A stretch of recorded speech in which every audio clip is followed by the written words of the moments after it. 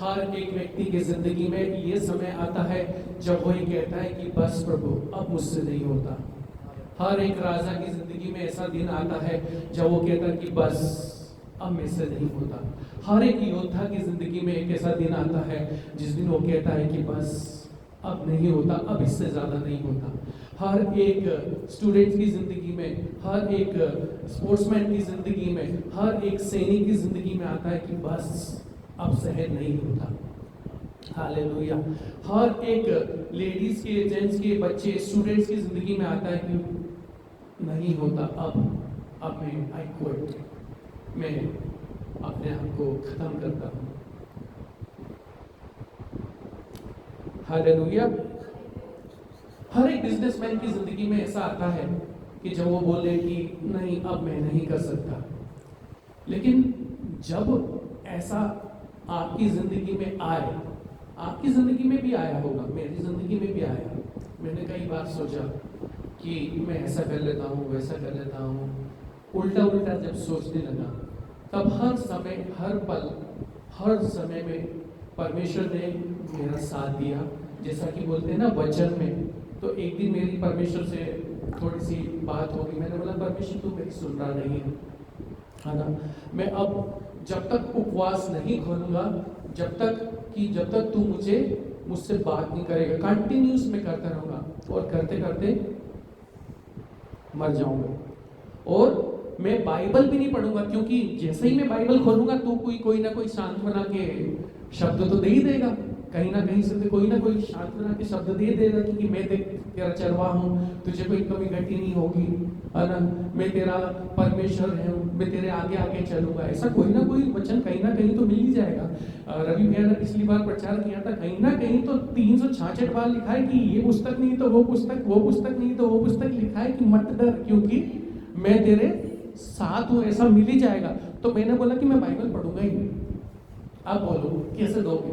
अच्छा, फिर मैंने बोला बाइबल नहीं पढ़ूंगा, ये तो गलत बात हो जाएगी। मैंने बोला वो वाले चैप्टर नहीं पढ़ूंगा जहां पर ये सारी बातें लिखी, जैसे भजन संहिता, नीति वचन, अय्यूब की पुस्तक, ऐसे ये सारे जो जिसमें ऐसे सांत्वना की पुस्तक मैं नहीं पढ़ूंगा।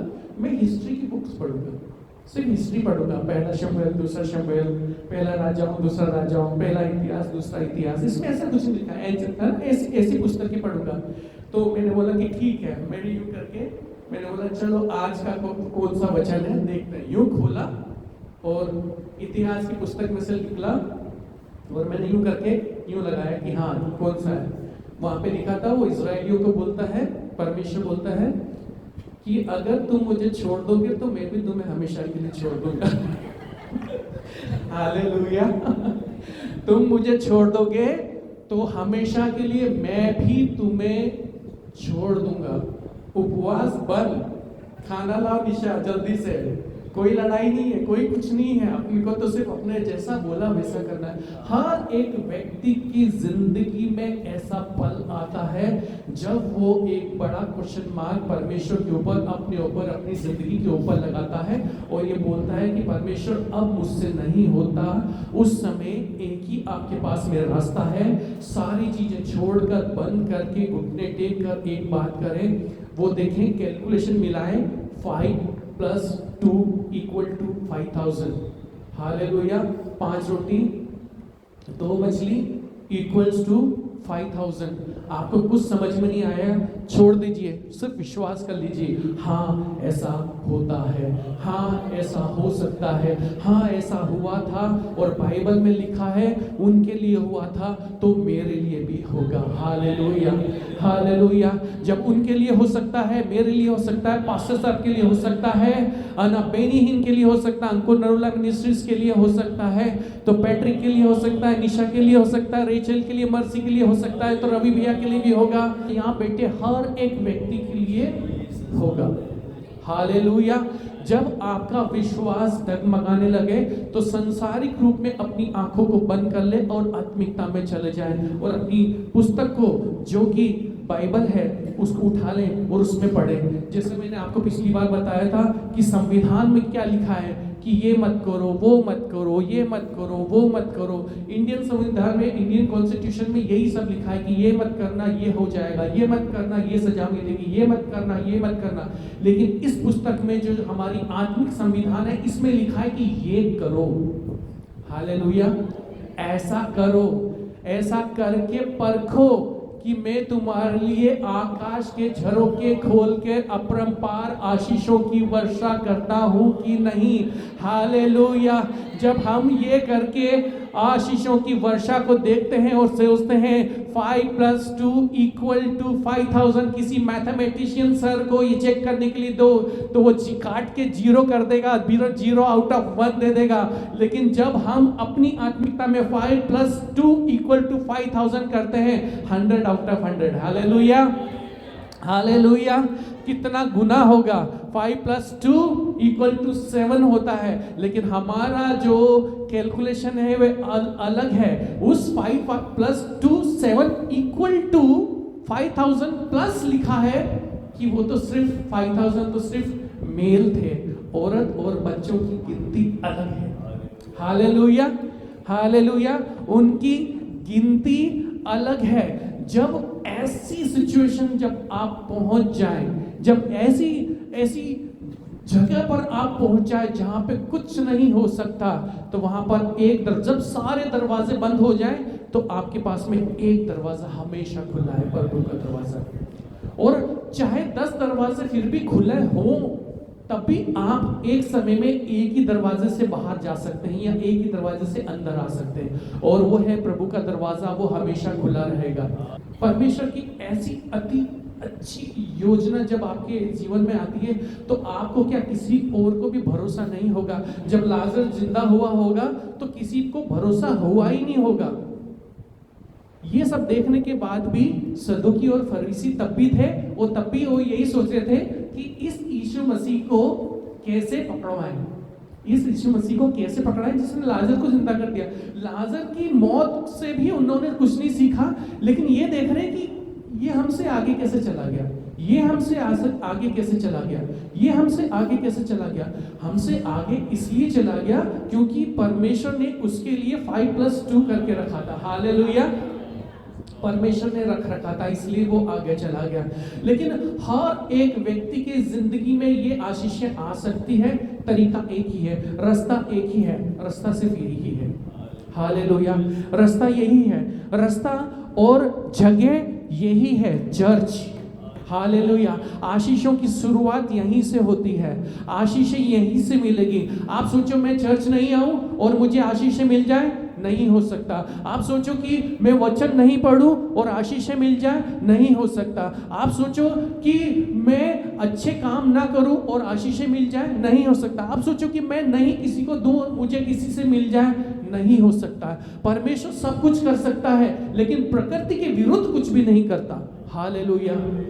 प्रकृति के विरुद्ध कुछ नहीं करता। जब वो बोलता है कि बीज बोएगा तभी फल आएगा, आप सब कुछ कर लीजिए, सिर्फ बीज मत बोइए, कुछ नहीं होगा। आप अच्छी पेस्टिसाइड्स डाल दीजिए, अच्छी खेती कर लीजिए, अच्छे ट्रैक्टर मंगा लीजिए, अच्छा पानी डाल दीजिए, फिल्टर और मिनरल जो भी वाटर डालना है, अल्कलाइन वाला वाटर वो भी डाल दीजिए, बारिश करवा दीजिए, और जो करना है वो कर लीजिए। लेकिन बीज बोना जरूरी है।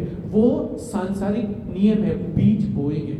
और सांसारिक नियम ये भी है कि जो आप ऊपर उछालेंगे वो ही नीचे आएगा, दूसरा कुछ नहीं आएगा। पेन उछालेंगे तो पेपर नहीं आएगा, पेन उछालेंगे पेन ही आएगा। हालेलुया। जब आप आशीषें दूसरे के ऊपर उछालेंगे, दूसरे की ओर फेंकेंगे, तो लौट कर वही आएगा। इकोसिस्टम काम करता है यहाँ पर। हालेलुया। हम एक इकोसिस्टम में रहते हैं। जब हम कुछ यहाँ से बोलते हैं, आवाज टकरा के वापस आएगी। हालेलुया। हम जब आशीषों के शब्द बोलेंगे, आशीषों के शब्द को फेंकेंगे, तो वही टकरा के हमारे पास में वापस आएगी। लेकिन हम जब बुराई फेंकेंगे, तो वो ही टकरा के लौट के हमारे पास ही आएगी। This is like just an ball. जैसे आप दीवार पे मारेंगे, उसी प्रेशर के साथ में वो आपको हिट करेगी। हालेलुया। जब गिदोन की ऐसी स्थिति थी, गिदोन की जब परिस्थिति खराब थी, जहां पर दाखरस निकालना चाहिए था, वहां पे वो धान निकाल रहा है, छुप रहा है, छुप कर धान निकालने की कोशिश कर रहा है कि कहीं मिद्यानी उसे देख ना ले। इतनी बड़ी दिक्कत दिक्कत में, इतनी बड़ी परेशानी में, वहां पर उस समय में जब खाने को छुप के निकाला जा रहा है। छुप के निकालने का मतलब है कि अगर मिद्यानियों ने देख लिया तो वो आके उस खाने को भी छीन के ले जाएंगे। वो बोते तो थे, इजराइली बोते तो थे, लेकिन काटता कोई और था। उनके जानवरों को पालते तो थे, लेकिन उठा के कोई और लेके चले जाता था। वो अपने बीवी बच्चियों को अच्छे से संभालते तो थे, लेकिन बंदी बना के उनको लेके जाया करता था। लेकिन क्यों ऐसा होता था कि पुराने नियम में हर एक समय में एक ही बात लिखी हुई है, जब जब इजराइलियों ने परमेश्वर के विरुद्ध पाप किया या बुराई की, परमेश्वर ने उनको दुश्मनों के हाथ में दे दिया। हालेलुया। जब भी दुश्मनों के हाथ में दे दिया, तो क्या ऐसे बहुत सारे लोग नहीं होंगे वहां पर जो प्रार्थना कर रहे होंगे कि परमेश्वर बचा, परमेश्वर बचा। पुराने नियम में बहुत सारी जगह पे यहाँ पे लिखा हुआ है कि यहूदियों ने अपने परमेश्वर यहोवा की दुहाई दी, और उसके आगे लिखा है जब जब उनने दुहाई दी, परमेश्वर ने उनकी दुहाई सुन ली। हालेलुया। जब हम भी अपनी दुहाई देते हैं, परमेश्वर सुनता है। हालेलुया। वो ऐसा नहीं कि जिसने कान बनाए वो सुनता नहीं, वो हमारी सुनता है। तब ऐसी स्थिति में, जब उसकी स्थिति बहुत खराब थी, मेरी जैसी स्थिति, गिदोन की जैसी स्थिति थी, उस स्थिति में एक शब्द गिदोन को आया कि उठ, है ना, हे सूरवीर सूरमा, यहोवा तेरे संग है। हालेलुया।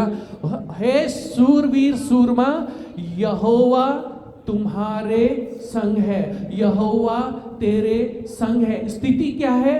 वो छुपकर गिदोन मनश्शे के सबसे छोटे घराने से और सबसे लज्जित व्यक्ति, वो छुपकर अन्य जातियों से, खतना रहित व्यक्तियों से छुपकर अपने लिए धान इकट्ठा कर रहा है। और बड़ी गई बीती स्थिति आप सोचें कि जो धान के लिए स्ट्रगल कर रहा है, धान के लिए मतलब खाने के लिए स्ट्रगल कर रहा है, तो उसका घर कैसा होगा, उसके कपड़े कैसे होंगे, उसकी रिलेटिव कैसे होंगे, वो कैसी जिंदगी रहता होगा, या तंबू में रहता होगा, या पेड़ों पे रहता होगा, या गुफाओं में रहता होगा। क्योंकि वहां लिखा है कि मिद्यानियों के डर से वो लोग गुफाओं में छुप जाते थे। हालेलुया। ऐसी स्थिति में जब परमेश्वर की योजना उनकी जिंदगी में आती है और परमेश्वर उससे बोलता है कि हे शूरवीर शूरमा, हालेलुया, वो बोलता है शूरवीर शूरमा, यहोवा परमेश्वर तेरे संग है। हालेलुया।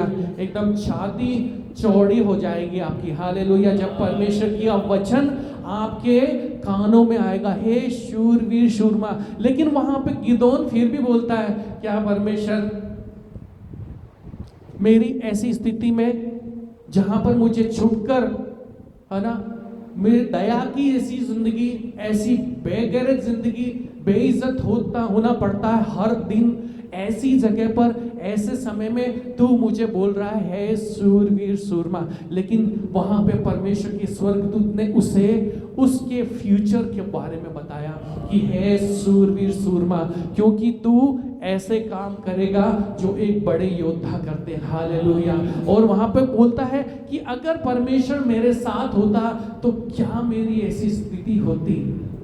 हालेलुया। एक वचन ने उसकी पूरी जिंदगी बदल दी। हालेलुया। वो बोलता है न्यायों 6:14 में, अपने परमेश्वर से वो इतनी सारी वार्तालाप करता है, तो कोई पढ़ दीजिए न्यायों 6:14। जब ये सारी बात हो चुकी है, वो उसी स्थिति में, जिस स्थिति में वो था, उसी स्थिति में परमेश्वर ने उसको क्या बोला?